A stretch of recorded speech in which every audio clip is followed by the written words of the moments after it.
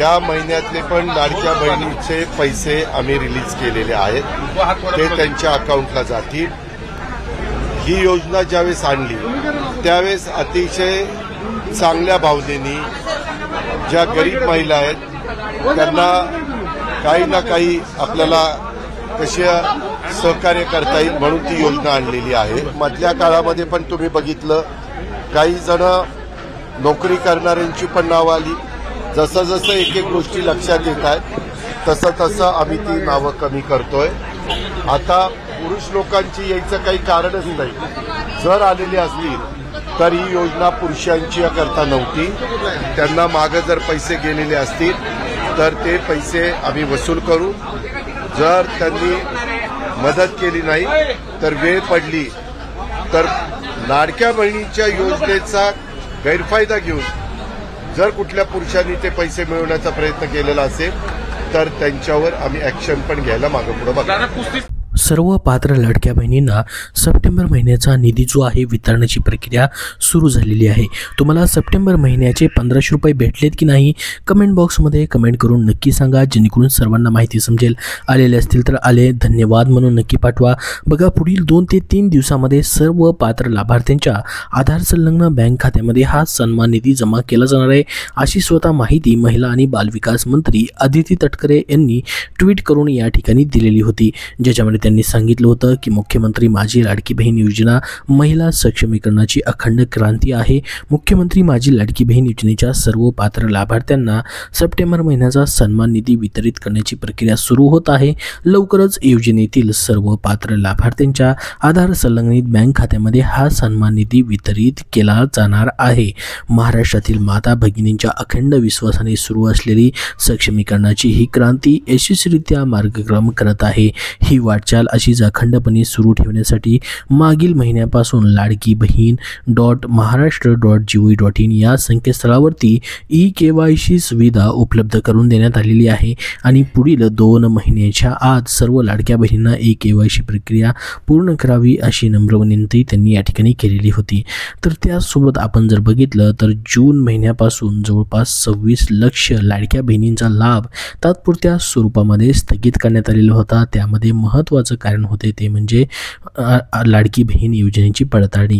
तर त्याच्याच अनुषंगाने ही तुम्हाला ई-KYC करण्यासाठी या ठिकाणी सांगण्यात येत आहे, जेणेकरून ज्या पात्र लाडक्या बहिणी आहेत त्यांना प्रत्येक महिन्याचा लाभ सुरळीतपणे आणि वेळेवरती भेटावा म्हणून।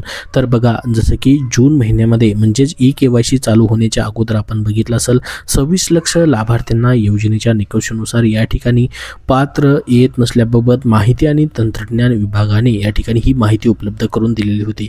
परंतु यामधील आता काही लाडक्या बहिणींना जून असेल त्याच्यानंतर पुढचा महिना म्हणजे 3 महिन्याचे त्यांचे लाभ स्थगित झाले होते ऑगस्ट महिन्यापर्यंत, तर त्यांचे लाभ देखील आता हळूहळू जमा होत आहेत। त्यांना टोटल 4500 रुपये देखील येत आहेत। तर तुमचे जून महिन्यापासूनचे पैसे जमा होत आहेत की नाही कमेंट बॉक्समध्ये नक्की सांगा, कारण की त्यापैकी बऱ्याचशा लाडक्या बहिणींना 1500 रुपये सप्टेंबर महिन्याचा हप्ता देखील या ठिकाणी जमा झालेला आहे। तर ह्या लाडक्या बहिणी ज्या आहेत 26 लाख लाडक्या बहिणी यांचा जो या ठिकाणी अपात्रतेचा डेटा आहे किंवा यांचा लाभ जो या ठिकाणी तात्पुरत्या स्वरूपामध्ये स्थगित करण्यात आलेला होता तो डेटा जो आहे संबंधित जिल्हा यंत्रणेला अगोदरच्या ठिकाणी छाननीसाठी देण्यात आलेला होता आणि त्याच्यानंतर आता मग ई-KYC प्रक्रिया या ठिकाणी सुरू करण्यात आलेली आहे। जसं की ही पडताळणी जी आहे म्हणजे सोप्या पद्धतीने त्यांना करण्यास मदत होऊ शकते। ई-KYC झाल्या ज्याच्यामध्ये भरपूर सारे पडताळणीचे जे भाग आहेत ते या ठिकाणी कमी होऊ शकतात, जसं की आधार कार्ड संलग्नित केल्याबरोबर त्यासोबत तुम्हाला तुमच्या पती किंवा वडिलांचं देखील आधार कार्ड संलग्नित करायचं आहे, त्याच्यामधून उत्पन्नाची देखील माहिती या ठिकाणी भेटू शकते।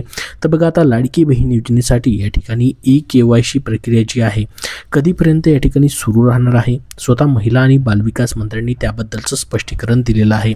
तर दिवाळीच्या तोंडावरती सप्टेंबर महिन्याचा हप्ता या ठिकाणी नुकताच लाडक्या बहिणींच्या खात्यामध्ये जमा झालेला आहे। आता ई-KYC करण्यासाठी महिलांना नोव्हेंबरपर्यंतची मुदत देण्यात आलेली आहे, म्हणजे टोटल 2 महिन्याची या ठिकाणी मुदत देण्यात आलेली आहे। आहे.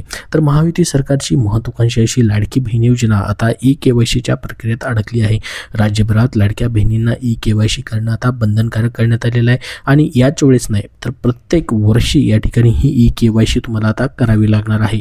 तर दिवाळीच्या तोंडावरती सप्टेंबर महिन्याचा नुकताच लाभ लाडक्या बहिणींच्या खात्यामध्ये जमा करण्यात आलेला आहे. तुम्हाला देखील हे सप्टेंबर महिन्याचे पैसे भेटलेले असतील. भेटलेत की नाही खरोखर कमेंट बॉक्समध्ये नक्की सांगा. आता ई-केवायसी करण्यासाठी महिलांना नोव्हेंबरपर्यंतची मुदत देण्यात आलेली आहे. म्हणजे 2 महिन्याचा वेळ या ठिकाणी देण्यात आलेला होता, कारण की ही योजना चालू झाल्यापासून पहिल्यांदाच या ठिकाणी ही ई-केवायसी प्रक्रिया राबवली जात आहे. नवीनच या ठिकाणी ही प्रक्रिया आहे. तर अतिवृष्टी भागात महिलांना वाढीव 15 दिवसाची मुदत दिली जाईल अशी माहिती महिला व बालविकास मंत्री अदिती तटकरे यांनी या ठिकाणी दिलेली आहे. तर बघा, त्यांनी सांगितलं की मला आपल्या माध्यमातून सांगायचं आहे की लाडकी बहीण योजनेसाठी केवायसी प्रक्रिया सुरू आहे. ज्या काही अडचणी आल्या होत्या ते आता दूर केल्या जात आहेत. सर्व्हरमध्ये अनेक सुधारणा करण्यात आलेल्या आहेत. दररोज 3 ते 4 लाख या ठिकाणी महिलांचं ई-केवायसी या ठिकाणी होत आहे. आत्तापर्यंत त्यांनी सांगितलं की जवळपास 1,10,00,000 महिलांची ई-केवायसी प्रक्रिया पूर्ण झालेली आहे. 40 लाख महिलांची ई-केवायसी 90% पर्यंत या ठिकाणी पूर्तता झालेली आहे आणि पुढील 2 महिन्यामध्ये आम्ही सांगितलेलं आहे की ई-केवायसी करण्यासाठी. त्यामुळे या ठिकाणी नोव्हेंबरपर्यंतचा अवधी आहे. 1.5 महिन्याचा वेळ या ठिकाणी दिला आहे. ज्यामध्ये या ठिकाणी अतिवृष्टी झाली आहे त्या ठिकाणी भागातील लाडक्या बहिणींना 15 दिवसाचा वाढीव वेळ दिला जाणार आहे अशी माहिती देखील स्वतः महिला आणि बालविकास मंत्र्यांनी या ठिकाणी सांगितलेली आहे. तर बघा, आता तुमची ई-केवायसी होती की नाही कमेंट बॉक्समध्ये नक्की सांगा. कारण की ई-केवायसी करायला गेल्यानंतर आपण जर बघितलं तर सर्व्हर या ठिकाणी बिजी आहे असा एक या ठिकाणी एरर येतो. त्याचसोबत आपण जर बघितलं महत्त्वाचा एरर येतो तो म्हणजे या ठिकाणी लाडकी बहीण योजनेच्या पात्र यादीमध्ये आधार क्रमांक नाही. हा देखील खूप महत्त्वाचं या ठिकाणी आहे. त्यासोबत ज्या लाडक्या बहिणींचे पती असतील किंवा वडील असतील जे हयात नाहीत किंवा या ठिकाणी त्यांचं या ठिकाणी लग्न झालेलं नाही तर वडिलांचा आधार क्रमांक कसा टाकायचा जे हयात नसतील, असे भरपूर साऱ्या अडचणी सध्या लाडक्या बहिणींना येत आहेत.